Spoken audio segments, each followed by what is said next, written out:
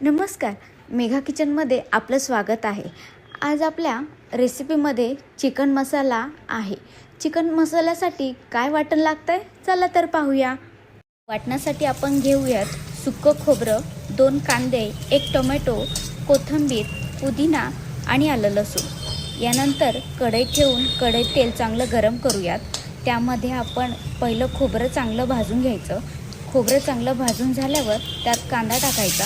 कांदा चांगला परतून घ्यायचा। तो जरा लालसर झाला की त्यात टोमॅटो टाकायचा। टोमॅटो चांगला परतून घ्यायचा।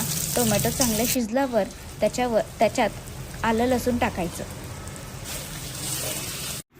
वाटण चांगल्या प्रकारे भाजून घेतल्यावर पहिले मिक्सरच्या भांड्यामध्ये आपण खोबरं चांगलं बारीक करून घ्यायचं। खोबरं चांगलं बारीक झाल्यावर आपण बाकीचं कांदा, टोमॅटो, आलं लसूण आणि वरून कोथिंबीर आणि पुदिना घालून घ्यायचा।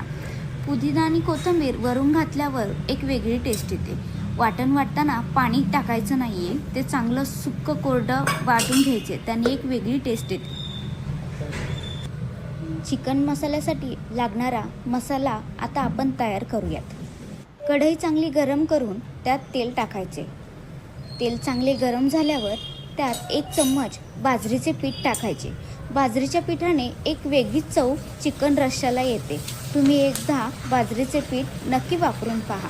बाजरीचे पीठ टाकायचे। बाजरीचे पीठ थोडे लालसर झाल्यावर त्यात आपण वाटलेलं वाटण टाकायचे। वाटण चांगले परतायचे की त्यात आपले लागणारे मसाले टाकायचे।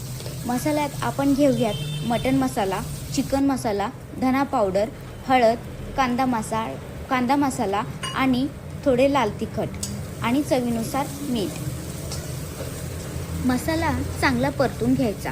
जर तुम्हाला वाटले मसाला हा जरा सुक्का वाटतोय तर आपलं जे अळणी पाणी आपण शिजून घेतलं त्यातलं काही अळणी पाणी हे मसाल्यात टाकून मसाला चांगला परतून घ्यायचा आहे। अळणी पाण्यातलं हे पाणी मसाला परतताना टाकलं की एक वेगळीच चव येते।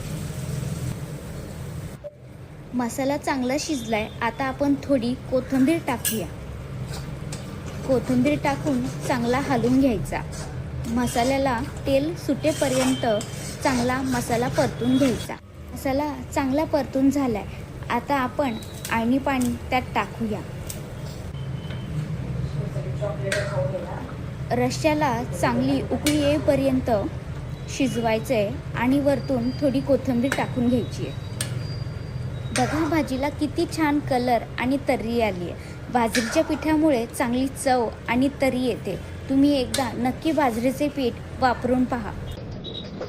आपला चिकन मसाला हा तयार झाला आहे। तुम्हाला ही रेसिपी कशी आवडली ती नक्की सांगा आणि हो, लाईक, शेअर आणि सबस्क्राईब नक्की करा। थँक्यू।